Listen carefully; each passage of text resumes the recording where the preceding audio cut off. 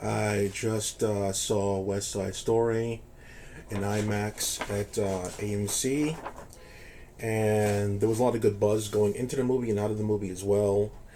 Steven Spielberg gets his first ever musical that he ever did. There was a Q&A panel before the movie started. The takeaway on my perspective was that Steven Spielberg he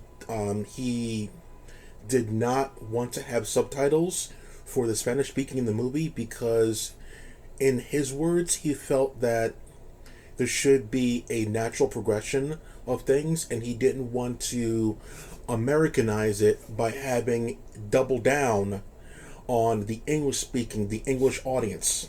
So he left that out. And more or less, he said that he took out that because this is going to sound rude, that he believed that Americans should know Spanish.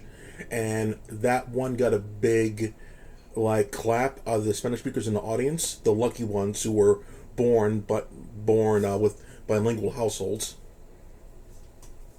If you were born to an English household and then in your teen years learn Spanish, that's awesome. That's hard to do. But when you're an adult, that's almost impossible. Unless you come out of the womb, per se, with a bilingual household and you're learning both languages at the same time and you're absorbing it, that's unfair to most of us. So I rolled my eyes when Spielberg said that he was just not having any subtitles for English speakers.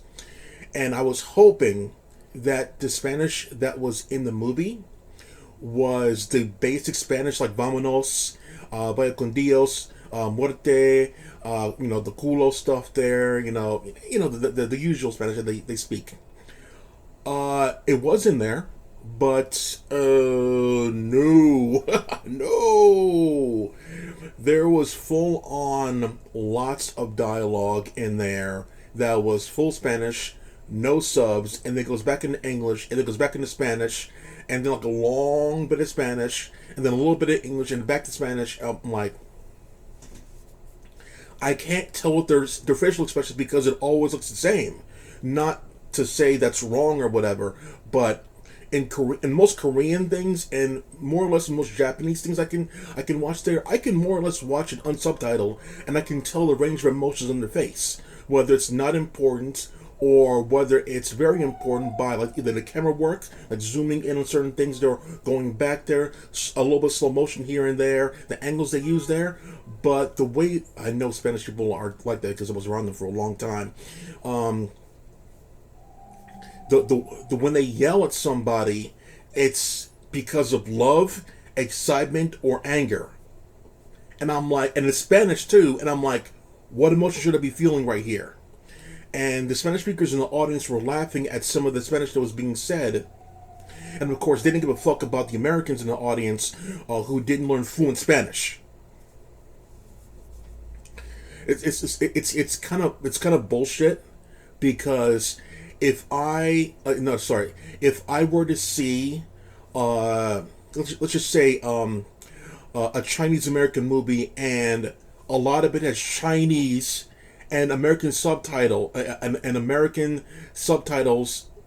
that's great. However, if I see a Chinese movie without subtitles and a little bit of American, English thrown in there, I don't understand what's going on here at all. And the excuse is from the director, well, China is a big portion of the world, and you Americans should know the important population's language by now. So I, the director, chose to not have any subtitles in my movie. That's going to rub people the wrong way, you know. Even though English is spoken in more countries and continents throughout the entire world, you put subtitles for the people there that don't know the language. That's fine. It's not that big of a taxing job. It's not like you're hiring dubbers where you need to pay people a lot of extra and then get the timing right of the mouth movements. No. It's just subtitles, and you have little timing things at the bottom. It's really simple stuff there. I've done it before. So, but in defense of Steven Spielberg, what he didn't say, which would have made more sense and not make him look like a liar, is that in reality, if you're in a Spanish speaker's home, they go back and forth just like they did in West Side Story. They go back and forth.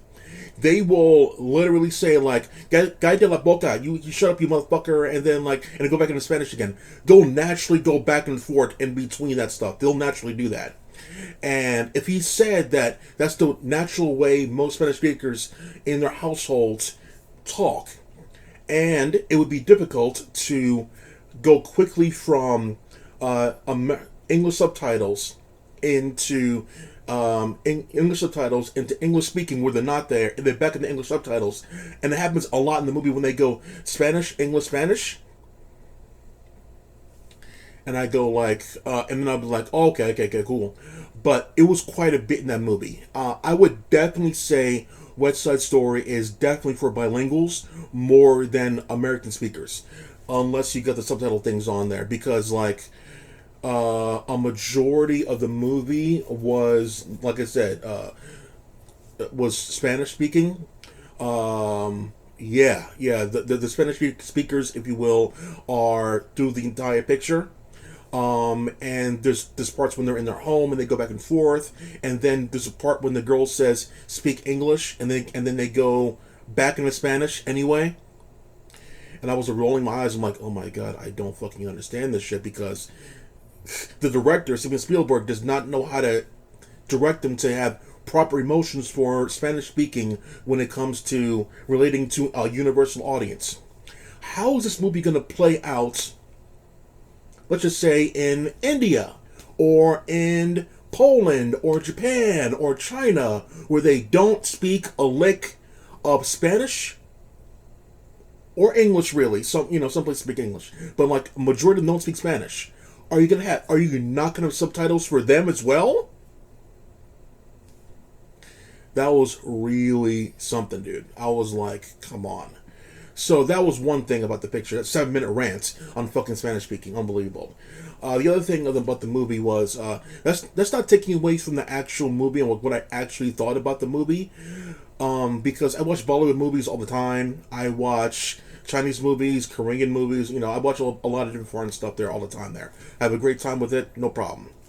But this one I did, because I've watched Spanish-speaking movies as well, subtitles at the bottom and everything, and I felt the emotions as well, because it's just too much to go through. But yeah, I had no problem watching them.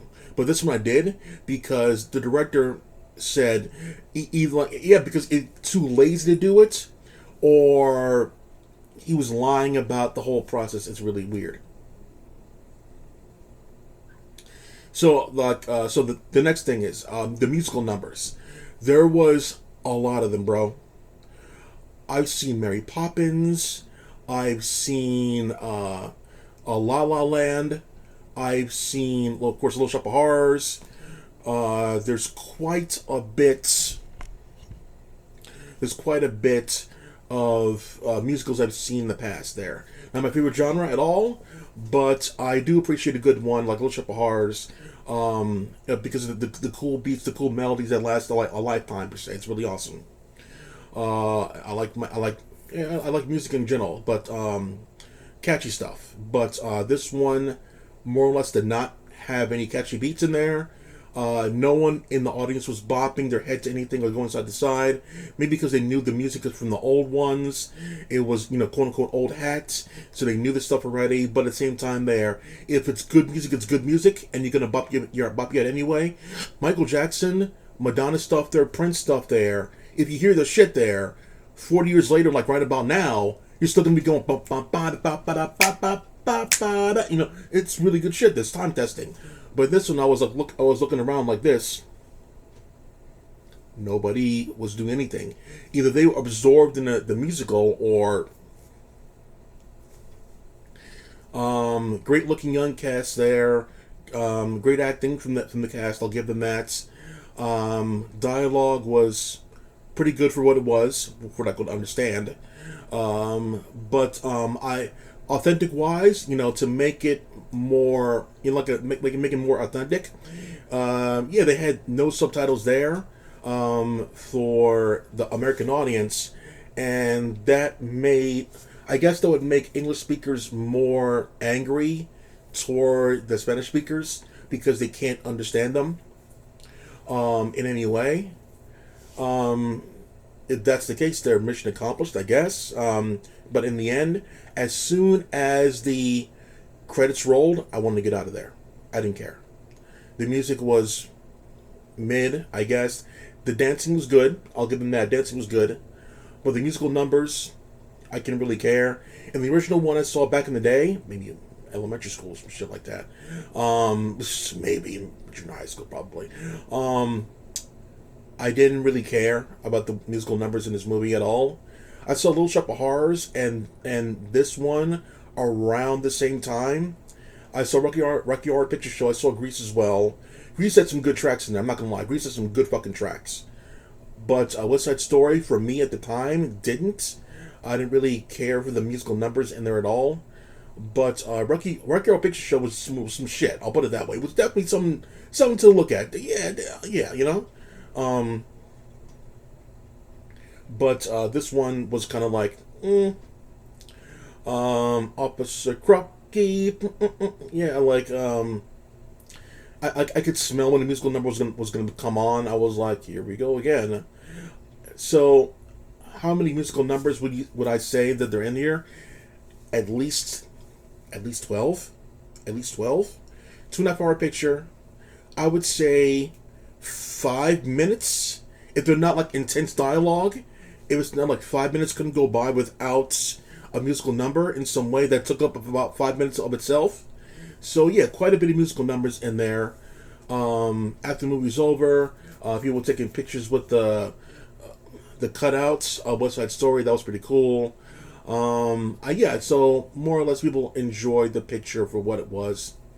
I'm not going to give an official rating for this movie because it's not meant for me in any way. It was more or less romance. It was musical, which is definitely not my bag or genre. The only reason I went down there was to get a cool poster, and that's what I got there. I got how many of these things? Oh shit. 4 or 5. Cuatro? Okay. 4. That's $30 I made right there. So, yeah, so I thought it was something. Like, I don't go to movies to like sit on my hands. That's why like I rated Resident Evil Welcome to Raccoon City. Because it actually gave me an emotion some way, somehow. But this one didn't do anything for me. I know some people like this kind of movie. So for them, they should see this kind of movie. Musical numbers, like I said, are not my thing, but people like musical numbers, and they like music and dancing and things like that there. That's great. That's, like I said, not everything's for everybody. So if you enjoy musicals, you're definitely gonna like this movie. If you enjoy romance, you're gonna like this movie. I was not a big fan of the this it's not a whitewashing thing. That means taking over as a white person. There's a word for it, but I don't know what the word is right now on the top of my head. It's when you force the audience to fall in love with a white person, and the loving lead of that white person is of color. There's a word for that, but I don't know what that word is. So that's what I felt in this movie, that they were forcing people to like white men, and the submissive, like a lovey-dovey person of color. There's a word for that, but I forget the word. It's been a while since they had that. But yeah, it happened in this movie a lot there. A lot of close-up stuff there with them about to kiss there at a certain angle and everything there. So close to kissing, so close, backing away, and then he smoosh-a-rooney, that same old shit, all right? So like, yeah, it was something. You'd have to pay me to see this movie again for sure. 2.5 hours, mostly musicals. I would skip the musicals, go right into the story. The story part is not that bad, and the subtitles not that bad, but like yeah, overall, not a big fan of that one. So yeah, if you like music, like I said, like I was not a big fan of Joker. Sorry, I was not a big fan of Joker when I saw it there, but there was some elements I saw to it. I did not understand why people would like Joker at all. It's not his character much at all. Yeah, I just didn't understand why people liked it. But West Side Story, um, I could see the movie making some good money because those people who like musicals would gravitate to see this kind of thing maybe multiple times as well. So I wouldn't say no greenlighting this kind of movie, but it's not for me. It's there for a certain niche audience per se, which, like I said, is fine. Not everything has to be for everybody. Like the Marvel stuff or whatever. So yeah, enjoy the movie for what it is, and that's that. So yeah, that's it for now. Clack off. Wah!